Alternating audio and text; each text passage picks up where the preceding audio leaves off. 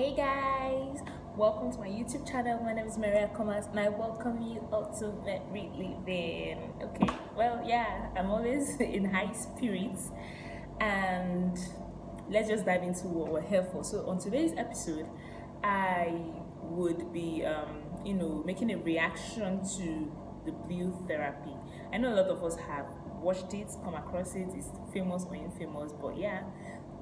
So just want to. I watched it and I was dumbstruck. Like, what the? What? Like, these things happen in real life, and yeah, so what's for us not to discuss there? There's a lot to discuss because these things happen. It happens to people we know. It happens to people we do not know. So it's good that we sensitize ourselves on things like this, like more or less create an awareness, so that when you start seeing these signs, you know that no means no. Like, you just have to take a time out. You know what I mean? So yeah. Now, for those of us that haven't seen the therapy, I would recommend you see that's I think that's the only way you would understand better what this is about. So, the therapy is about couples that go to therapy, but this one is made public because, like, they're in therapy, but we can see everything that's happening. Yes, this might be scripted. A lot of us say, it's scripted and whatever. If it's scripted, let it be scripted. After all, like, a lot of us watch wrestling that is even more or less scripted. Some of the wrestling I heard, are scripted wrestling. So you get the gist. Like, even if it's whether it's scripted or not, just leave it for us like that. You understand? So yeah. Yeah, so Blue Therapy, on this particular one, we have two couples, Paul and Chioma, and then you have Jamil and Deborah. Okay, so these are two different couples that came out to iron out issues that are eating deep into their relationship. But never, like, little did they know that it will expose a whole, open cans of worms that have been in their, underlying underlying in their relationship. So yeah. Now, my issue, like the one that got everybody talking, me included, is Chioma, and in fact both of them. I'm going to talk about both of them. Now, speaking of Paul and Chioma, I don't know. Like, I don't know what to make out of Paul because I don't know what to make out of him. I don't know what to make out of his actions and inactions, and even you would know that this kind of person. Because if you watch it, you see the way he talks to the therapist without respect, without regard. The way he was, just talking to her like, like, there was serious disregard for the lady, Denise, and it was quite annoying. And you could see that he is somebody that likes to have his way. Do you understand? You're in a relationship with someone, you're talking to the person, this person does not even care, does not give a hoot about your issues. Okay, like, they only just want to, instead of them to talk about issues in the relationship, what they do is try to maneuver their way through things and just make you look mad. You keep talking and talking and talking, and it feels like you're a mad person. You this kind of thing, you even think that something is wrong with me, I could be the problem, but you're not the problem, it's them. Do you understand? Paul is unattentive. He wants to he wants to mingle with the creme de la creme, which is not a bad idea, which is good, but at whose expense?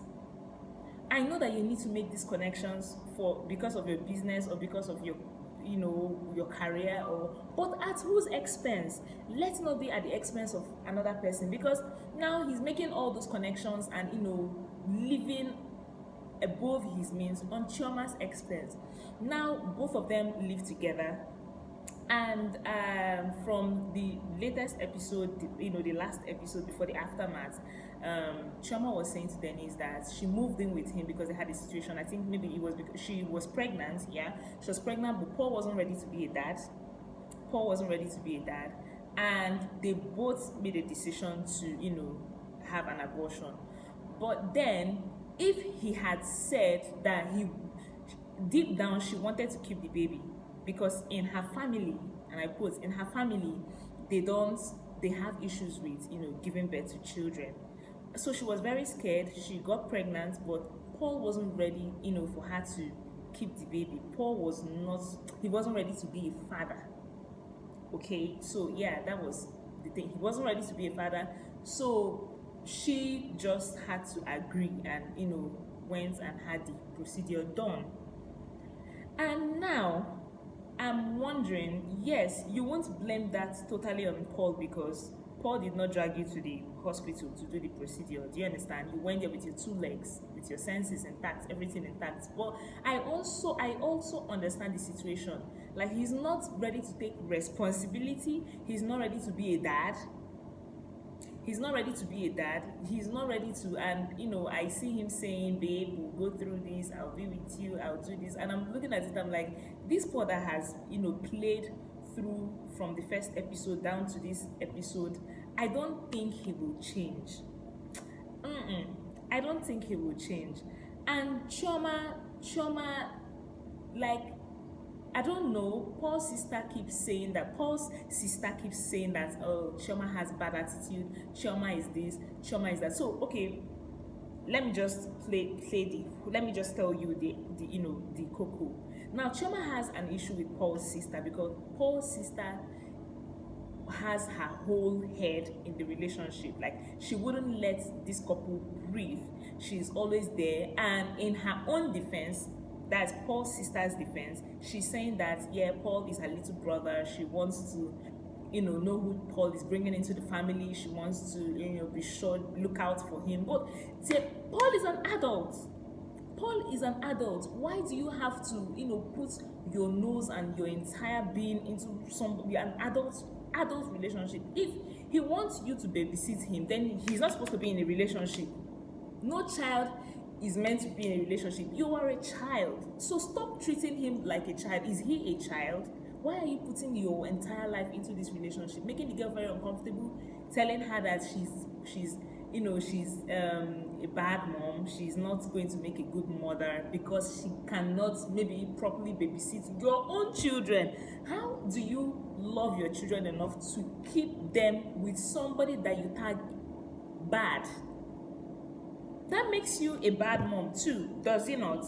Yeah, it makes you a bad mom, because you're seeing this person and you're saying that this person is bad, but you drop your children with her. It makes you a bad mother too. So yeah, so I think Paul's sister is also an issue in the relationship. She's another factor for that relationship not working. Yes, so you have that, and then you have Paul's ego. Paul is, oh my God, please guys, you have to watch this therapy. Like, you learn a lot from it. So Paul is actually, he's a serious case. I don't even care if it's scripted or not, but Paul is a serious case from the first episode. Now let's go over to Deborah and Jamil.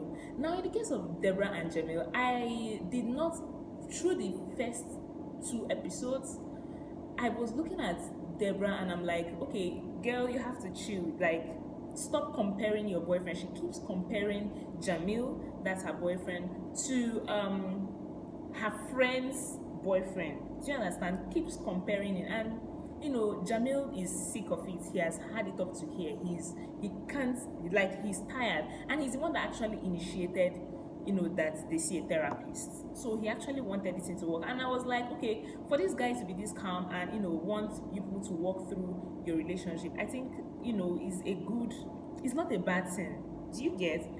But then I'm seeing Deborah ranting that he's not straightforward, that he's shady, he does shady things, he's too engrossed in social media and Clubhouse. She mentioned Clubhouse. She kept complaining. Like, you could see that this girl is so stressed out. The relationship is stressing her out. She kept complaining, and I was like, okay, something has to be wrong. Like, there is this Igbo adage that says, wherever a child keeps pointing, if the father said it's not there, the mother is there. If the father is not there, the mother is there. So, like, she can't keep hammering on something and talking like she's not when she isn't not, okay? So, we see Deborah, Deborah got sick of the whole thing and told Jamil, okay, you know what? Let's bring out our phones. Let's open our phones. Let's, bring your phone, I'll bring out my phone. Let's go through each other's phones, and boom, that's where the tea spilled. I mean, that's where the tea got hotter. Jamil could not, and then Deborah got tired, like, she got frustrated, and then she left. Now, when she left, when she walked out on, the therapist, Jamil was sitting down there, and Jamil now decided to open up to the therapist that he cheated on Deborah with his ex-girlfriend, right? And actually, Deborah has been showing concern, like she has been worried over Jamil's relationship with another girl, a girl that calls you at 1 a.m. What do you want to discuss with somebody at 1 a.m.? Even your own boss where you work is likely to not call you at that time. Then is now another random girl that that you instruct on workouts. Why does she have the guts to call you at 1 a.m.? And Jamil was like, that he doesn't have an issue with it, like, he can just. So okay, if she's calling you at 1 a.m. and you don't have an issue with it, why do you have to excuse yourself to go and take somebody's call? Why are you doing all these things? Like, if you have nothing to hide, why are you acting all shady? Why are you acting all defensive if you have nothing to hide? Do you understand? So it was actually very funny. And then we see Jamil telling Denise, that's the therapist, that he actually had sex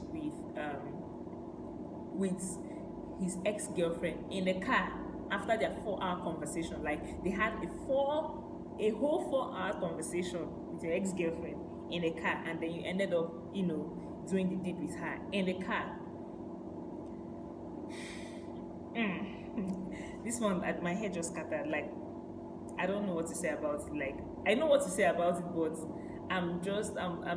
I can't find the right words to describe it. I was just like, how did this thing, like, the whole thing just changed, and it justified how Deborah had been angry, how she has been frustrated, how she has been just showing up at places that her boyfriend is, just trying to check out what he's been to, like what he has been up to, like there is no trust. She doesn't trust him enough to let him off by himself. So she always has this knack to check up on him, just pop up unannounced at places that he might be at, and it's maddening, it's sickening. It's not something that anybody would want out of relationship.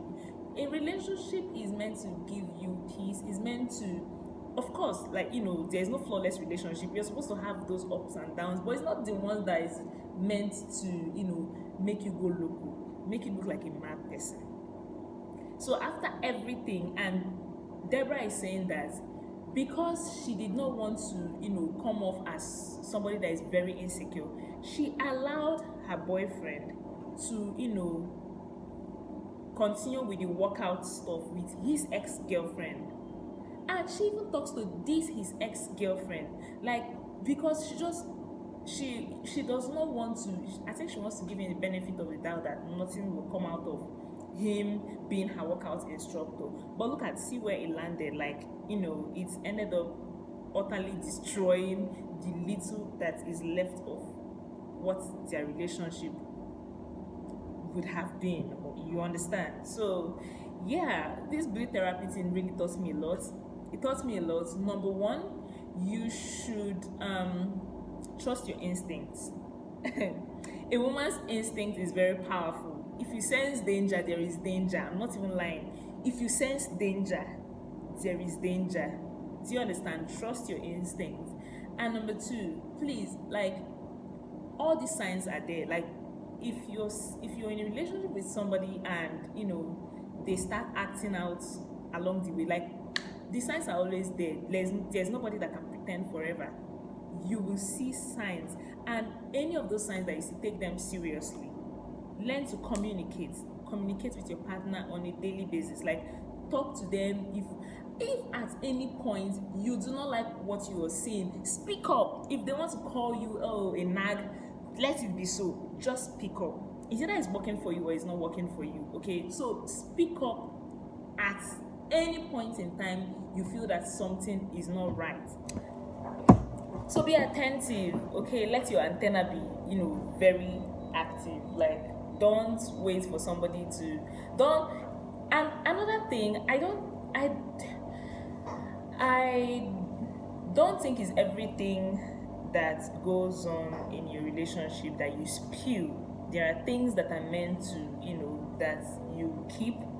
And even if you're spewing, there are people that you're meant to talk to about what's going on in your relationship. Don't keep those things to yourself. There are people that are trustworthy enough for you to want to confide in if things are going wrong in your relationship. Those are people, like, I think it should be people that have an expertise of some sort. I don't think there's anyone that is 100% relationship expert, but I think that you're seeing them and they got it covered. Of course, not everybody has it 100%, but you can trust them to an extent to let them in on one or two in your relationship. So you can talk to those people. I think it's okay for you to talk to them. Okay, and like I said earlier, it's not everything that somebody tells you that you take. Like, it's not every advice that you take. Out of all the advice they dish out for you, you select the ones that you can do, that is okay with you, and then you sieve out the rest. Okay, so do not forget, try and watch that Blue Therapy. You will understand this whole thing I've been talking about. And to have a wonderful day. Do not forget to like, comment, share, and subscribe, and I'll see you in our next episode. Bye.